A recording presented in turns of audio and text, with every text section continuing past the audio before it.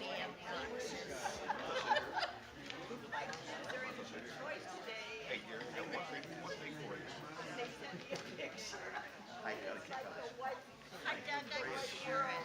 today or yesterday. I think you had our son Todd when he was in high school. Brock Perkins about Christian. You had our son And the Todd. kid is so, Yeah. he's a great story. He was in high school there in Phoenix in Young Life. Yeah, great point. I love that. The Franklin Wilson. And he's just a local kid. How do those things print up? Yeah. They're seeable. They're movable. Right. They wrote me and asked me if I wanted to do this, and I said, well, if we're having trouble with the AV, we should do it. But I told them this is your call. But anyway, that's like, Are you going to Randy's afterwards or what? well, it would have been. Well, he stayed after so it had to have been the late 80s. And then we didn't left in 93, just somewhere in that.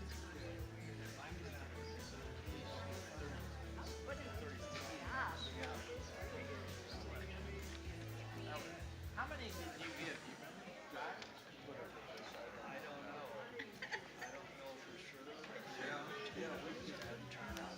Yeah, we're interested in the topic.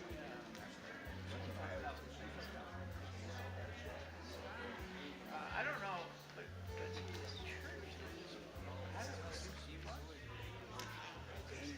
I don't remember how. What is the church? Which church? This one. This one? Yeah. We did it in the where the copper. Okay, I didn't.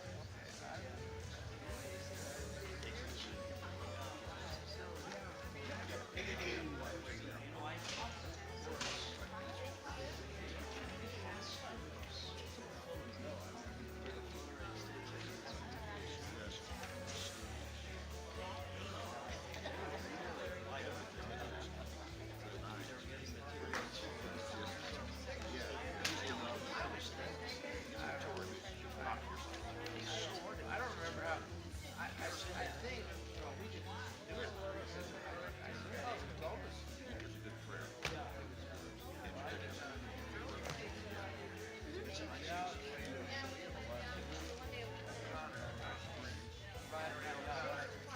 No, it's hard to find.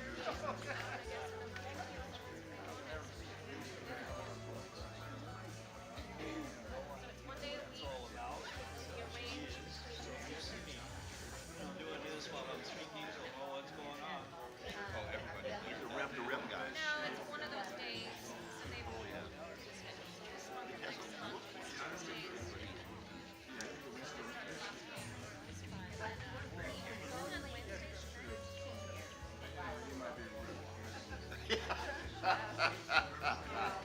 I don't think I do. It necessarily real, but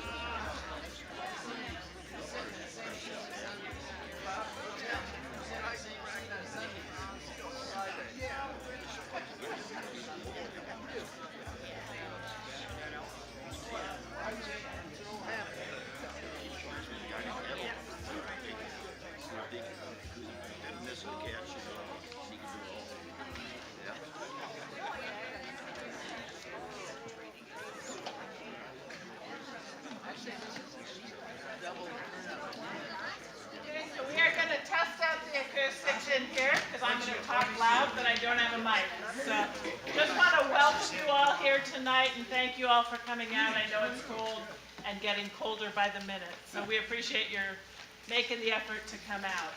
Also want to let you know we are videotaping this, so it will be available online.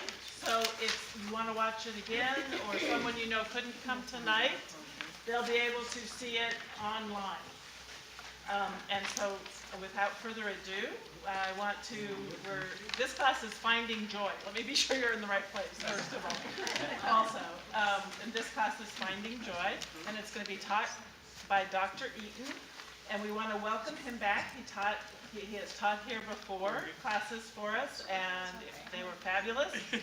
And I'm sure this one will be too. Dr. Eaton was a longtime professor at Whitworth University, which is where my kids went. And then he is the past president of Seattle Pacific University. Both of those are just outstanding Christian universities. I'm just going to put a plug in for those two and their grandkids. So anyway, we'd like to welcome you, Dr. Eaton, and thank you for doing this for us. Thank you. Thank you. I feel like I ought to be on the floor, but apparently they want me up here, so we'll do this. Is the mic on? Are we on? Yeah. Pat? Okay, great. Well, thank you all for being here. It was just great to finally be launching this class. We've been talking about this probably back till last summer, and that's a long time to wait, think about things, and I've been doing a whole lot of studying and reflecting and writing and thinking about this topic, and I'll talk about how that has gone, but it's great to be here with you. Thank you, as Beth says, for coming out on a chilly evening and joining us. We're going to be meeting for 4 weeks, including tonight, so 3 more, and we got a lot to talk about. This subject for me, topic for me, goes way back. It goes pretty deep for me, and there's a lot to share. I'm excited to share with you what I've been studying, thinking about how it has fit into my own journey, my own life on this topic of joy. I feel like I'm on a journey myself of finding the path toward joy, and I hope that registers for you as well, of course. Our scriptures are full of talk about joy. That joy can change our lives, that joy can change our families, that joy can change our communities and the organizations in which we work, that joy can change our churches. And I contend and believe so strongly that joy can actually change our world. So there's a lot to unpack there, a lot to open up there, and sure great to be here with you. The driving question for me is how we find joy. How do we go about locating joy? How do we articulate joy? Where do we find the sources? And that's what we're going to talk about in this first evening. So before I get started, by the way, I want to thank the Adult Ministries team. Marilyn Cage has been my contact person through all of this. There she is back there. We appreciate all the work that they do. I appreciate the pastors, by the way, in their commitment to learning and to having these courses and to doing this. This is a great thing for a church, and I think a wonderful thing for our church. It's obvious that people enjoy learning, want to come out and think more about faith and the journey of faith, and so I'm very, very grateful for all of that. I want to say to begin that I think we have a church that is full of joy. So do you agree with me on that? I think it is a joyful place. And I have this feeling, strong feeling, that our pastor speaks out of a heart of joy. He preaches out of a heart of joy. He doesn't shirk from the tough stuff, the hard things. the difficult matters, but he comes out with joy. And any organization is shaped by a leader. You can go in negative directions, or you can go in directions that show joy, express joy, and it becomes contagious. I think our other pastors fall in line with that. They do the same kind of thing. I think when the musical performances, I want to talk about one of them in particular. The musical performances, I think, contribute to that atmosphere of joy. And so I just start out by commending this church for what we have going here. Sharon and I have been here 2 years now. As we've come back, we were here earlier in our lives, but here we are back here, and it feels like we are attending a church that is full of joy, and I'm very, very thankful for that. Well, let's begin. Let's think about this thing. This whole journey toward joy, of pursuing joy, of finding joy, of trying to become a joyful person.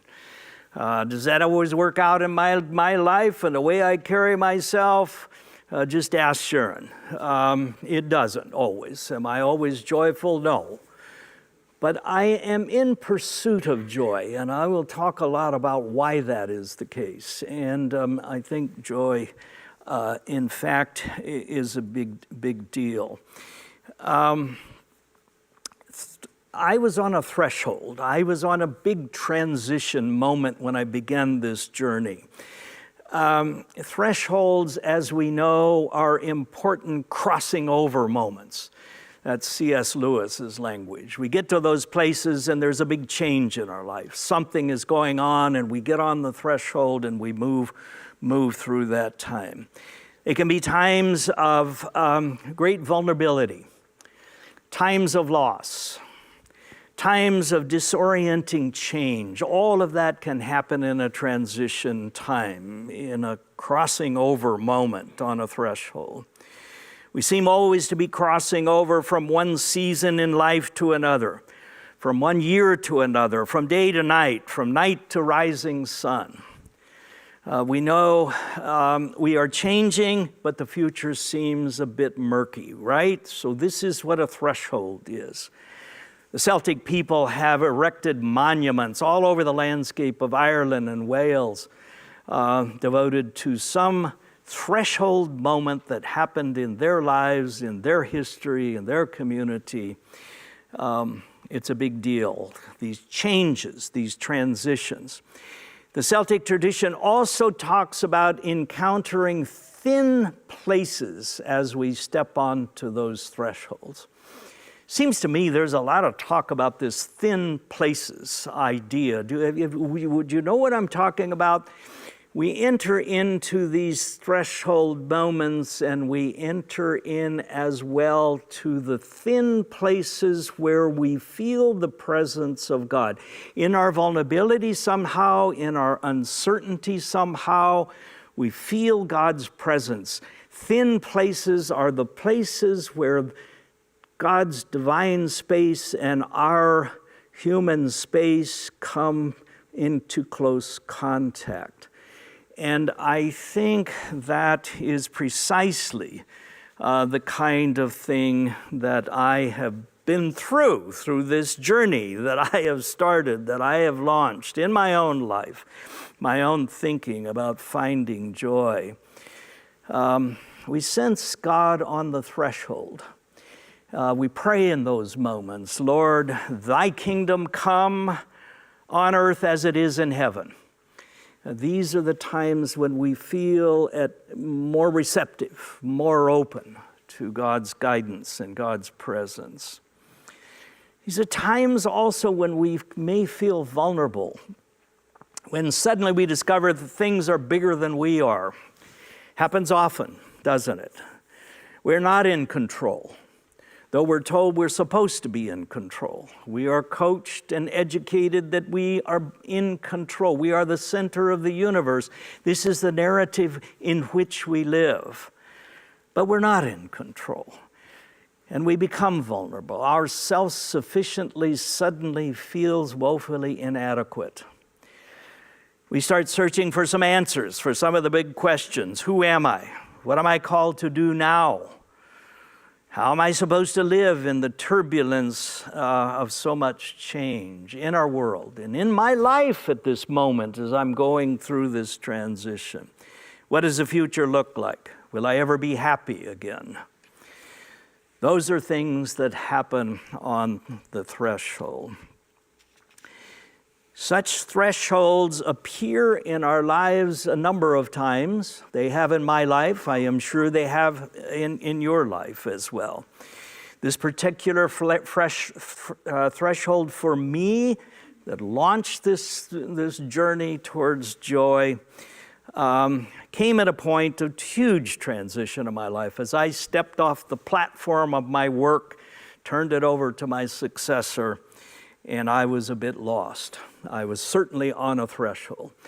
By the way, I want to be real clear that I am not talking just about retirement, although looking across the audience makes me feel that a lot of you know what that's all about. It is a particularly vulnerable moment. But there's all kinds of transitions that we've all been through.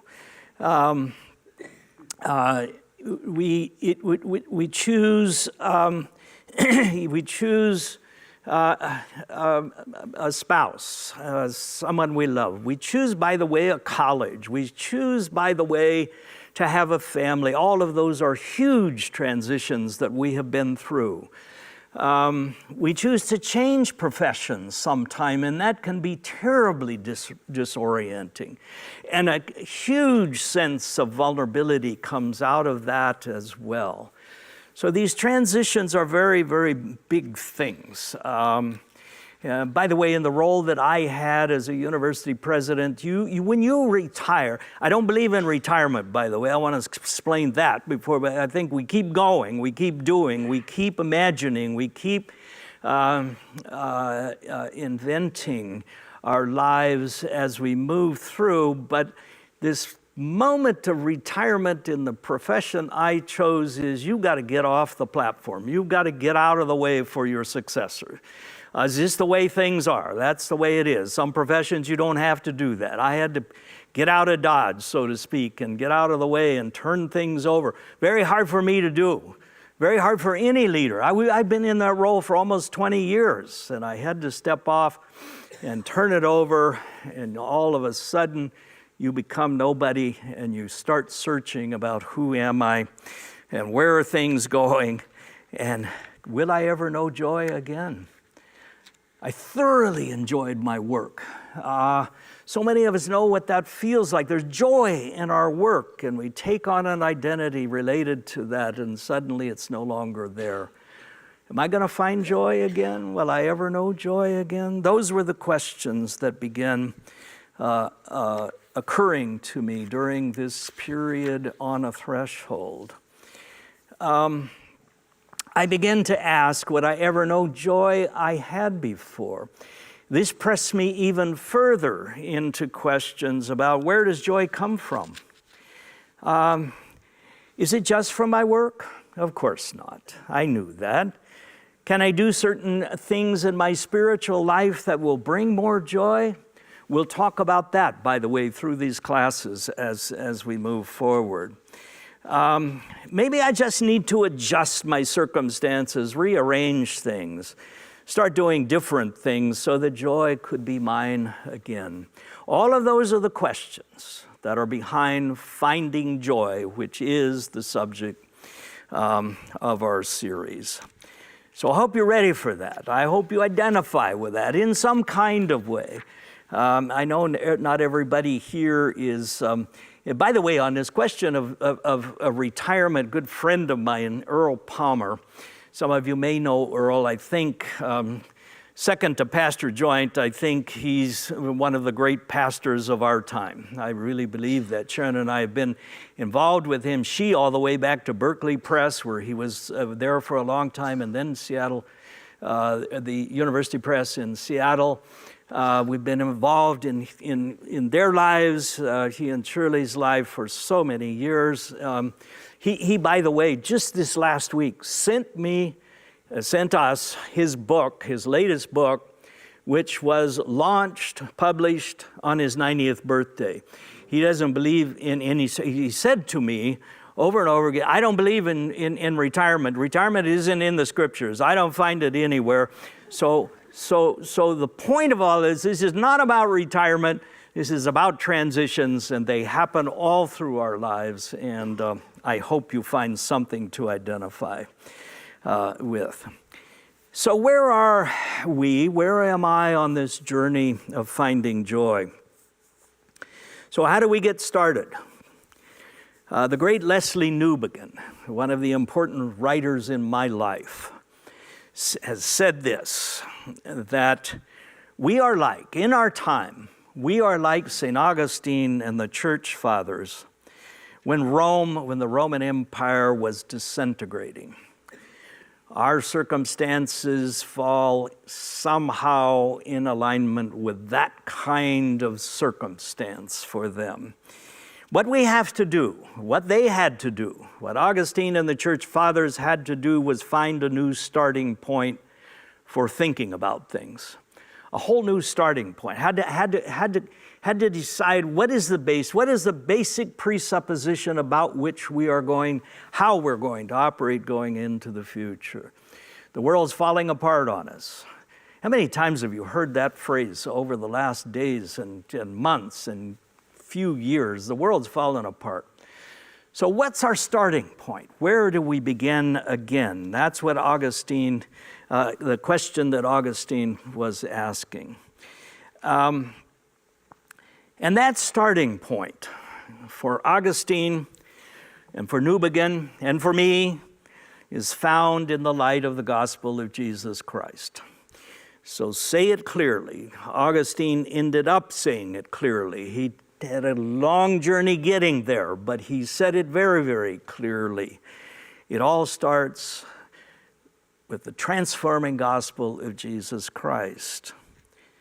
So I asked the question, what is the starting point for finding joy? I've been asking that question all along in these reflections that I've been having. What is our starting point for finding joy? There's my crossing over the thin places of the threshold. Sorry, I haven't kept up with this. There's C.S. Lewis. I'll come back to, let's see. No, not that one, stop. If we're going to find joy, our new starting point has to be this. Simple as this. I have spoken thus to you so that you may so that my joy may be in you and your joy complete. This is Jesus saying, I have joy. I know joy, and I'm giving it to you as a gift. Come closer to me, and you will know joy. That's our starting point in this discussion. We will weave in and out and come back to this over and over again. Finding joy, a new starting point, has to do with the joy that Jesus promises. I think we need to think about what that means. How do we come closer to Jesus, to understand his joy, to take on his joy? Do we always do that? Are we always joyous people? I don't think so. I think we're constantly thinking through, where do we start? How do we find the joy that Jesus is promising here? So there I was on this thin place, on a big threshold in my life, searching for joy, and I found Jesus in this moment in deeper ways than I ever had before. It was a kind of conversion experience. I began writing about conversion. I think conversion, in fact, happens to us over and over. I don't want to make too much of that. I understand all of the sense of conversion at the beginning of our Christian life. That is a very important moment. But I believe this conversion experience, renewal experience, maybe we can call it, But these conversion times come in our life, and this was one for me. I found that Jesus offers us joy.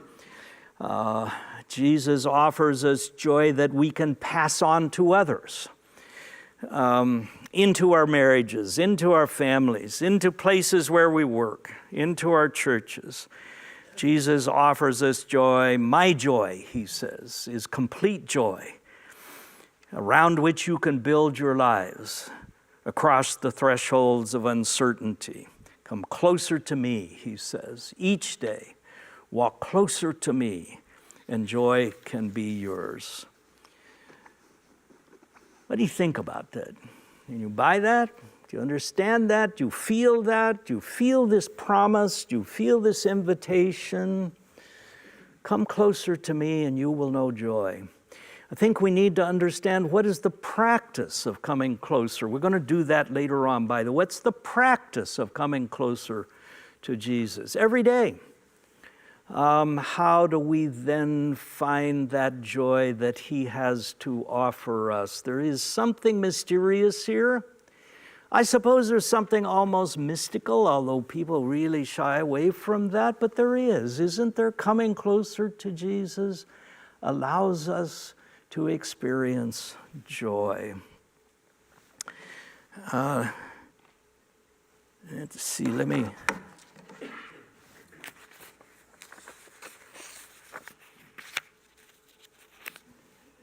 I was deeply moved through the Advent season this year. For some reason, I took to it very, very seriously. As we read our daily devotionals each day, including Pastor Joynt's, which I found just wonderful reflections, we kept bumping into the notion that joy was in the air right through Advent and through Christmas. This is what we celebrate. Joy was all over the place. To be sure, the times were not always rosy in this story. There were Roman soldiers stomping around. There was no room in the inn for this baby and his family. There were threats by emperors and rulers if you didn't step into line. No question about it. Troubling times, and yet Jesus came into that moment and joy broke out all over the world. Right? I mean, that's what we celebrated. That's what we kept saying through Advent and through the Christmas time. There were stars guiding important people to the barn where the baby was. Something new was happening. People sensed it. It was joy. Joy was changing everything, right? I mean, just to think back to all of the singing and all of what we did and the reflections that we went through during that time. It was joy. It was Jesus, and it was joy. We began our marvelous Advent musical service here in our church. Breaking out, the first thing we did was broke out into a song of joy, joy to the world, right? This, by the way, is a hymn by the incomparable Isaac Watts, many of you may know, written in 1719. Along with 750 other hymns that he wrote, this has become the most published Christmas hymn of all time. And we broke out in it. We launched the musical session there. Joy to the world, the Lord has come. Let earth receive her King. Let every heart prepare him room. And heaven and nature sing, and heaven and nature sing, and heaven and nature sing. The joy to the earth. The Savior reigns. Let men their songs employ, while fields and floods, rocks, hills, and plains repeat the sounding joy. Repeat the sounding joy. Repeat the sounding joy. Amazing words. I mean, all about joy. Joy was breaking out all over. And then this psalm, from which Isaac Watts, by the way, took this hymn, ended up writing this hymn. Acclaim the Lord, all the earth. Look at these beautiful language. This is just extraordinary. It says joy is everywhere. Joy is deep into the fabric of what our lives are all about, what the world is all about. Claim the Lord, all the earth. Break into songs of joy. Sing psalms in the Lord's honor with the lyre, and with resounding music, with trumpet and echoing horn. Acclaim the presence of the Lord our King. Let the sea resound and everything in it, the world and those who dwell there. Let the rivers clap their hands. Let the mountains sing aloud together before the Lord. Wow! Look around you. I mean, pay attention. The mountains are clapping their hands. The seas are, the rivers are clapping their hands. The mountains singing together. All of this is an affirmation that joy is a part of our lives, a part of our world. That when the King came, this is what was celebrated. When Jesus came, joy broke out. This is our starting point. So as we take this journey together, talking about finding joy, this is our starting point. These assumptions, this assumption of this world that is being presented here, the assumptions, the presuppositions of all that is said about the baby Jesus and joy breaking out all over. That's where we begin. That's our starting point for our discussions. So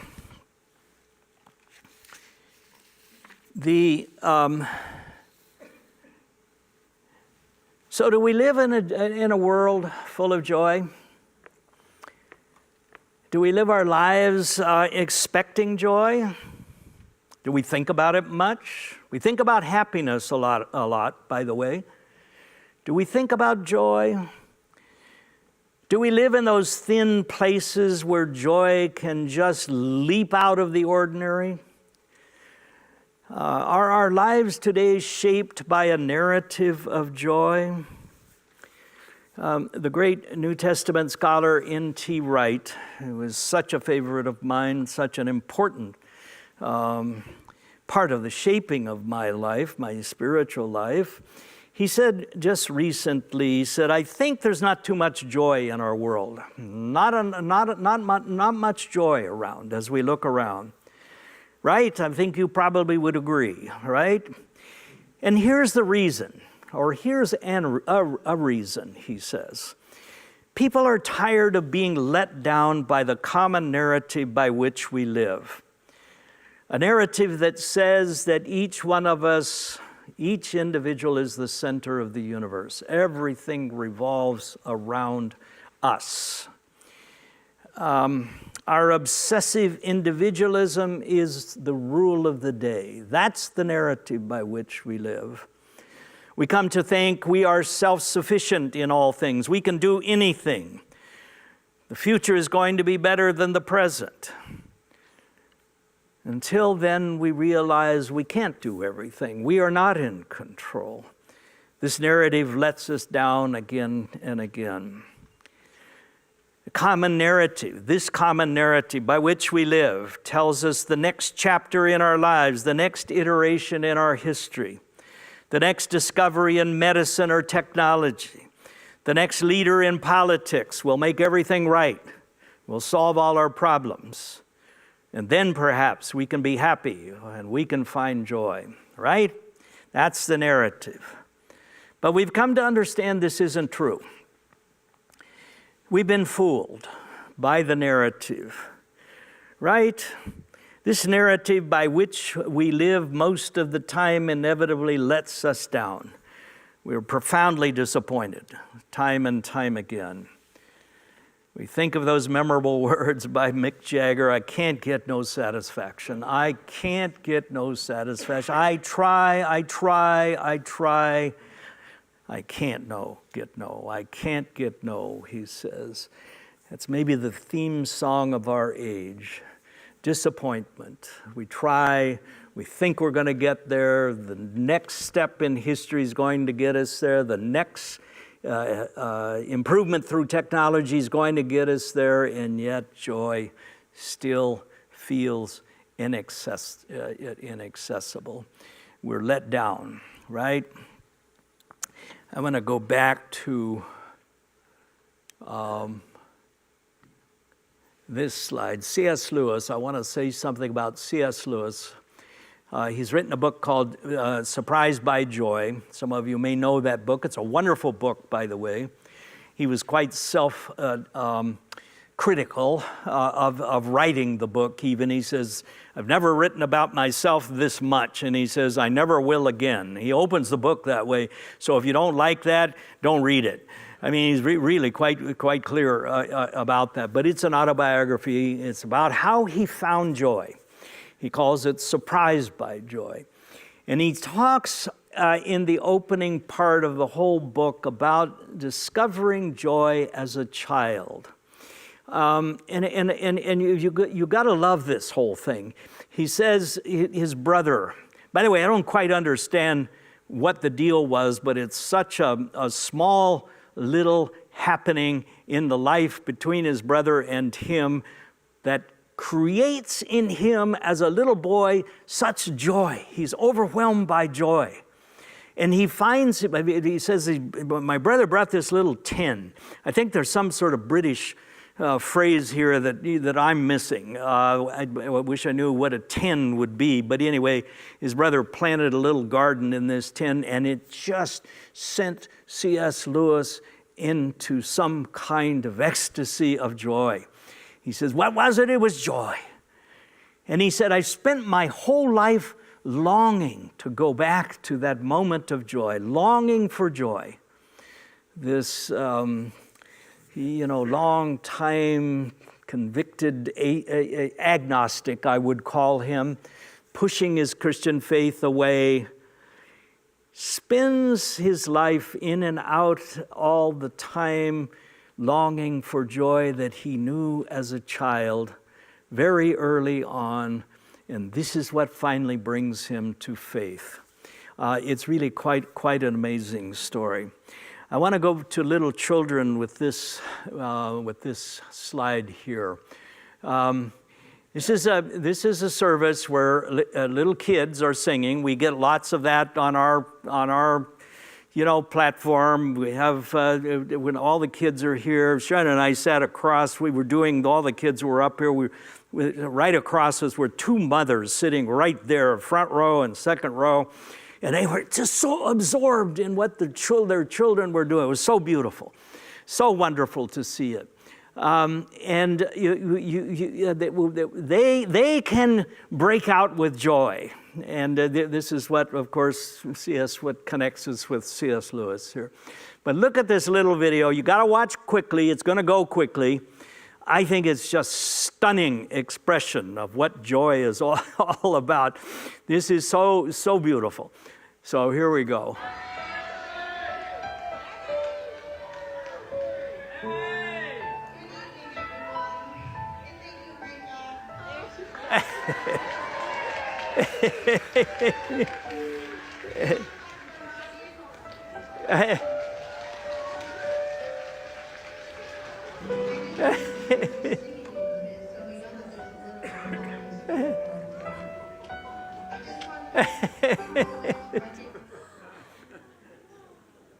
Don't you like that? I mean, she comes out, she can't find her parents, and and all the other kids are finding their parents, so they're waving, and she's so sad. I mean, she's just sad. She feels lost. She feels like she can't locate, the source of her joy, and then she does. All of a sudden, there they are, and she starts waving. She's just exuberant with joy. I just think it's the cutest thing. It's just an expression. Christian Wyman, a writer that I like a great deal, he says we are actually seized by joy. And that's the feeling you get in this little thing. She's seized by joy. It comes from so deep within her somehow. She finds her parents and starts waving. She starts crying. I mean, she's wiping her eyes, what a beautiful little thing. Well, all right.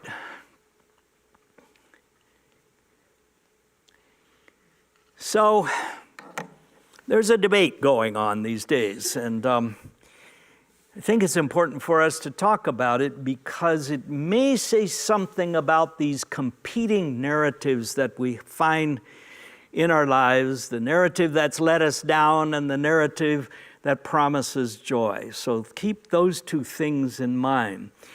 There's a lot of talk these days about finding happiness. Some of you have read some of that.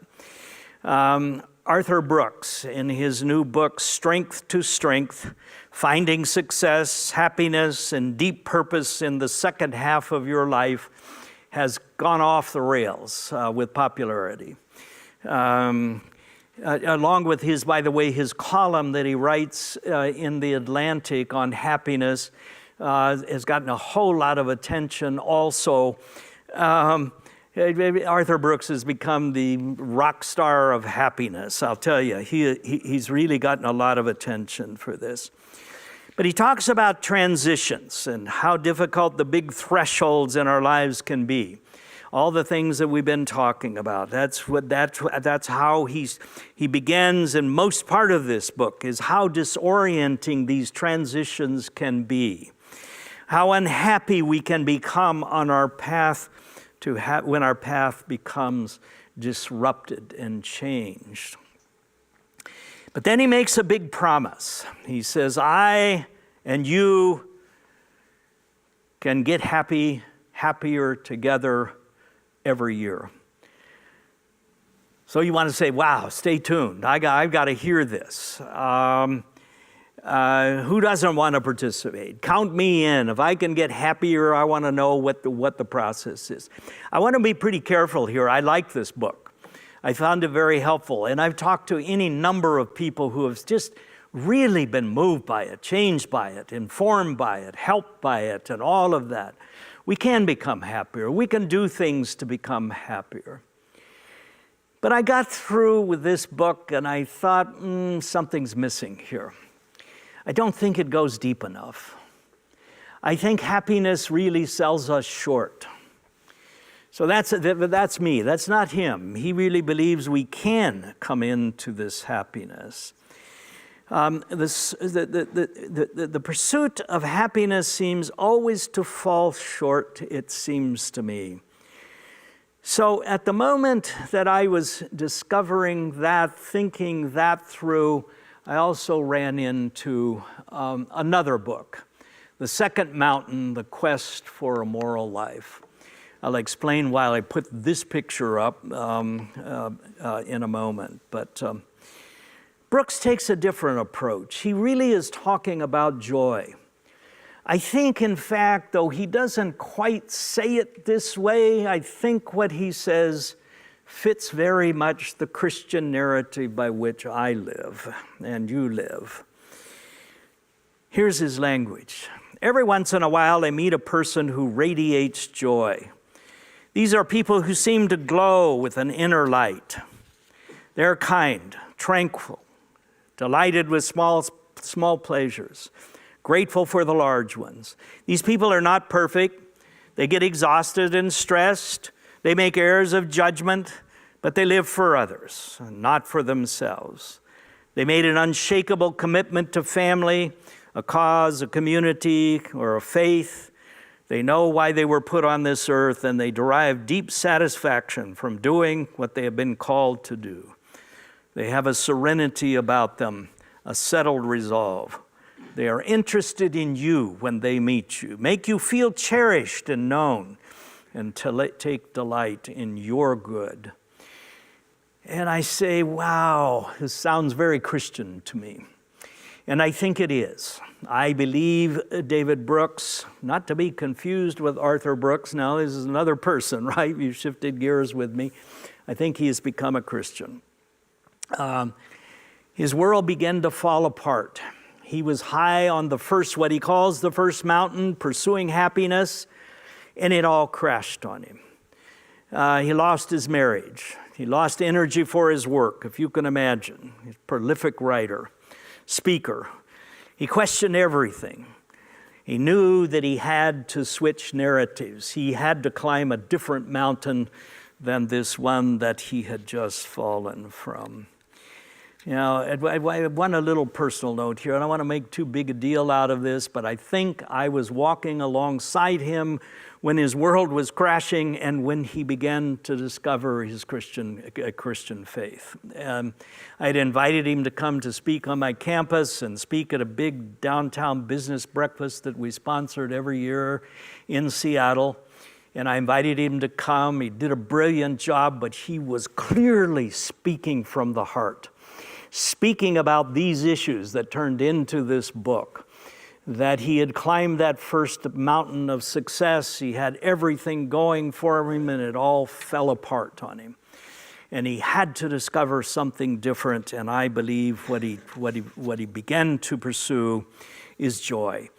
He met with a group of people, some of my students, faculty on the campus, and he found a people who were joyful people, and he was stunned by it.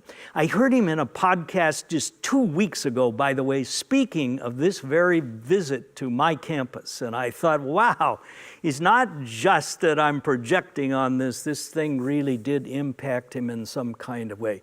He found, and he says it this way, he found people who lived joyfully, and that turned his life around.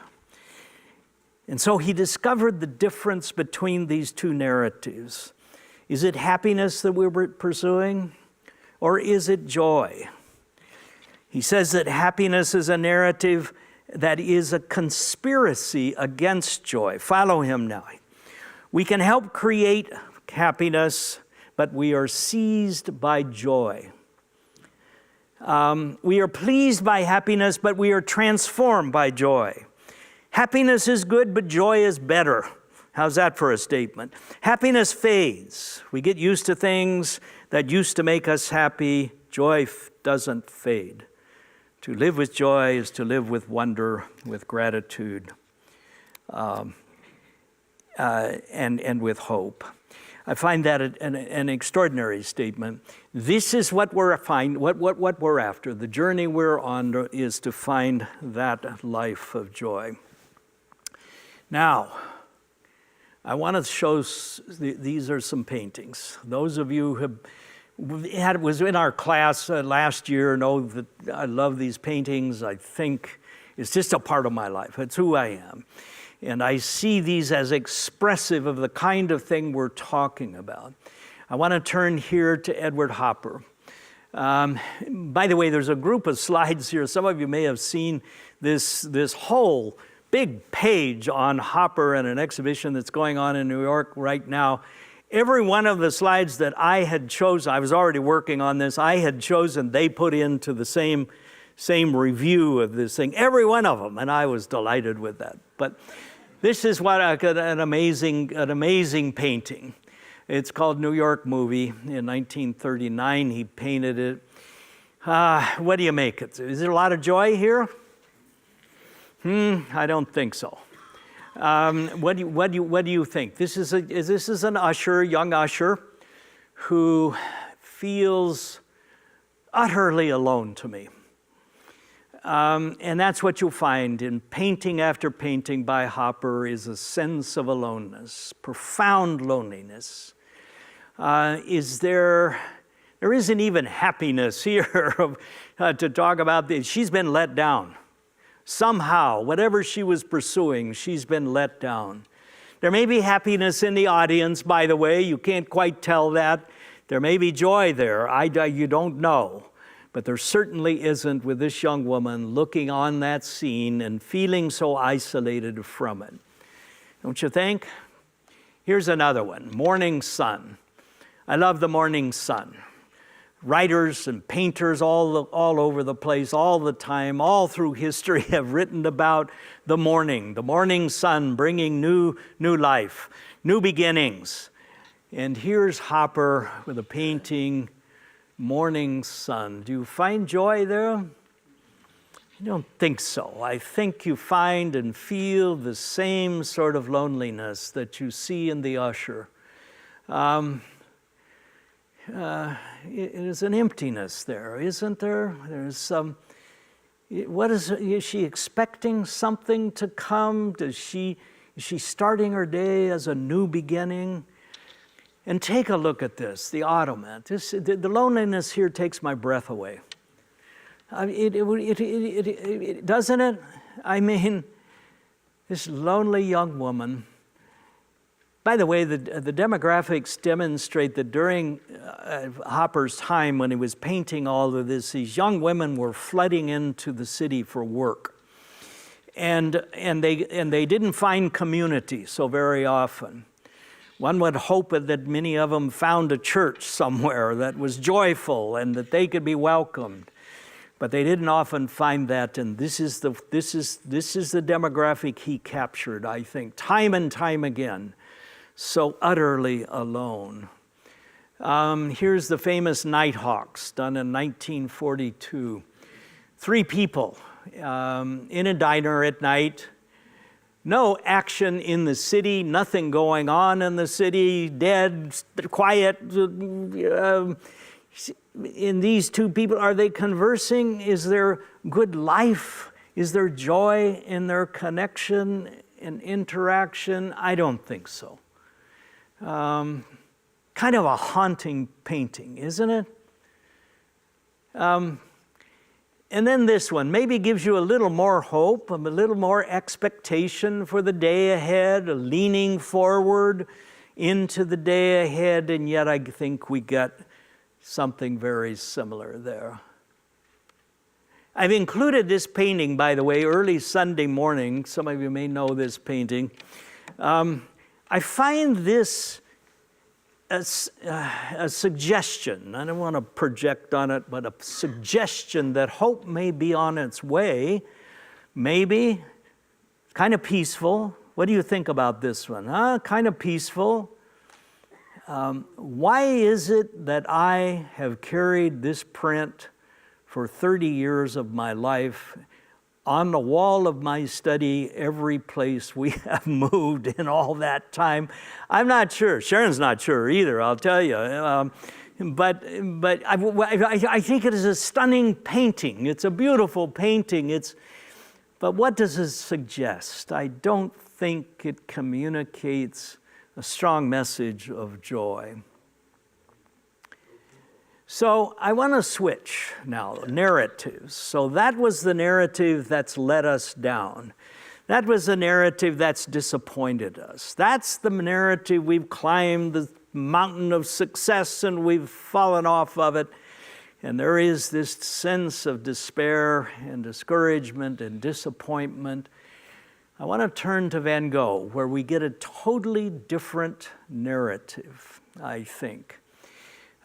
This is a painting that was done in 1890, 2 months before he finished it, 2 months before he died, with a self-inflicted bullet wound to his stomach, as some of you know. This is a man who is tired. He's weary, right?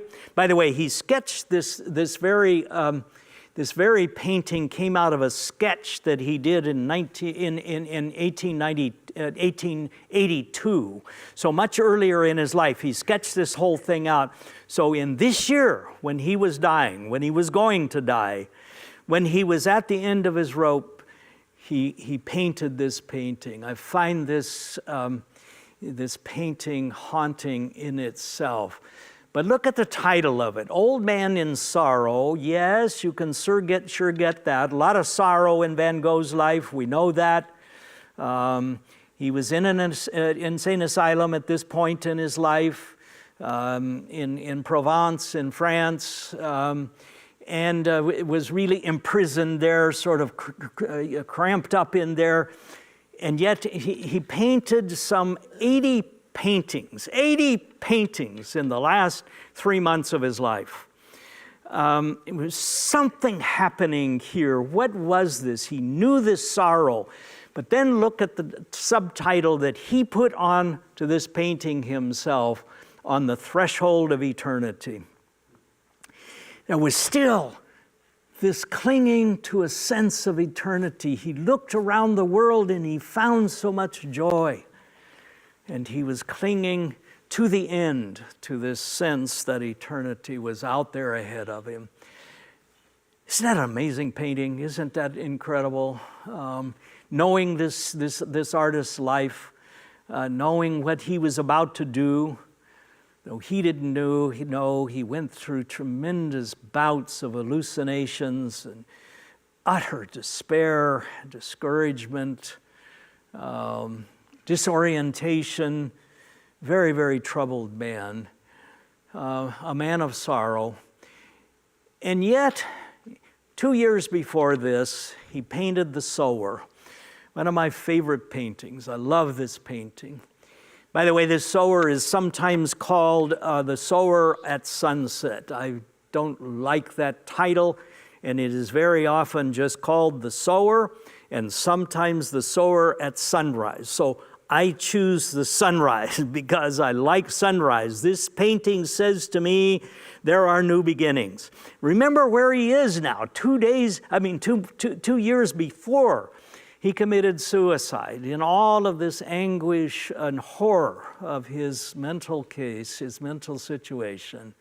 And yet he's painting this painting, handing out the seeds, passing out the seeds, thinking about the future, planting for the future, so to speak, hopeful. And I find this tremendously joyful as you look at it.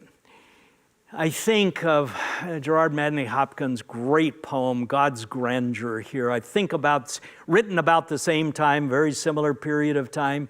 One of the greatest English poets, as some of you know, of all time, but listen to these wonderful words. There lives the dearest freshness deep down things. I think that's what Van Gogh believed. There is a dearest freshness living deep down in things. And he was after discovering them. And though the last lights off the black west went, oh, morning at the brown brink eastward springs, because the Holy Ghost over the bent world broods with warm breast and with bright wings. Is that joy or what? I mean, because the Holy Ghost broods over our bent lives, our bent world, and I think that's exactly the world that Van Gogh lived in as well. We find lots of evidence of that. He was not a terrific writer, although he has voluminous compositions written, letters written to his brother Theo over time, and we discover some of these things. He clearly lived in this kind of world, this world where the Holy Ghost broods over the world. But I want to end with this great passage, another place where we can find our bearings as we are trying to find joy. Do you understand what I'm saying? Is if we live in these kinds of worlds, if we think like Van Gogh did, like Gerard Manley Hopkins did, if we think that God is everywhere, God is around us, God is in the world, there lives the dearest freshness, deep down things, we can become joyful. So it's adopting the narrative. It's converting to the narrative. It is becoming and living within the narrative that God is present, that God is here, that Jesus promises us joy. These are the presuppositions of such a world, and then joy can be ours. And here's one more. This is the final thing for tonight. Is one more of those foundational statements comes from Psalm 126. When the Lord restored the fortunes of Zion, by the way, I love this line, just thinking, is the Lord going to restore the fortunes of our world? I've been thinking about that an awful lot. Can we get so bottomed out with the difficulties of our world, the confusion of our world, the despair of our world, the darkness of our world? Can we go so far to bottom out that the Lord will restore His fortunes on our lives? I'm not talking about a kind of nationalism here. I know that's a very tricky topic and thing to talk about. I'm talking about our lives. I'm talking about being restored. I'm talking about our church, our churches. Can those, the Lord, restore the fortunes, our fortunes? When that happened, and this is coming back from exile in this for God's people of Israel, we were like people renewed in health.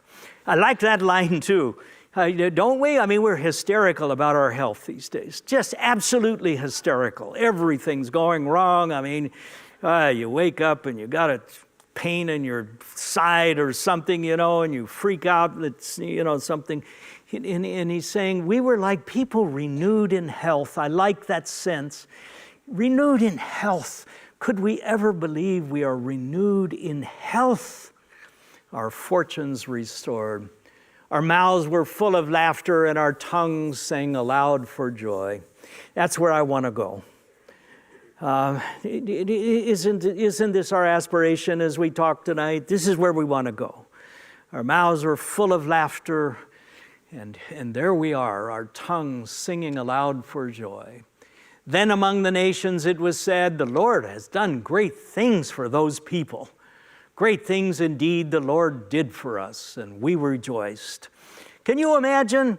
I mean, that people would start saying about this church. They look in and they say, those are joyful people. I mean, that's where we want to go. That's who we want to be. Isn't that a great thought? And that's the point the psalmist is making. People were looking in, other nations were looking in on us and saying, those people know how to be joyful. We want to be like those people. Restore our fortunes, Lord. So it turns into a prayer now. Restore our fortunes, Lord, as the streams return to the Negev, to the wilderness, as the streams return to the dryness of the wilderness. Those who sow in tears will reap with songs of joy. Right? When we're in those moments of sowing, thinking we're planting, not we're sure where it's going to go, then go planting seeds for the future 2 years before he died. Those who sow in tears will reap songs of joy. He who goes out weeping, carrying his bag of seed, will come back with songs of joy, carrying home the sheaves. You've often sung that song, I'm sure, but bringing home the sheaves. What a wonderful story, what a wonderful context, what a wonderful narrative that we are given as we seek joy, as we pursue joy for our lives, for our communities, for our families, for our organizations. I think joyful people change things. And I think that's definitely where I want to go. That's what I'm pursuing. I'm on a journey with you, with all of us, towards joy. So maybe let's conclude with a word of prayer here. So Lord, give us strength, give us vision, give us imagination of how we can find joy for our lives. Let us ground our pursuit, our journey, in a deep faith that Jesus offers us joy. When Jesus came, there was joy all over the place. And we want to claim that for our lives. We want to live that out. We want to bring that into our families and our communities and our church, and we want to change the way things are with joy. So give us strength, give us clarity, give us imagination to be able to do this. We pray these things in Jesus' name. Amen.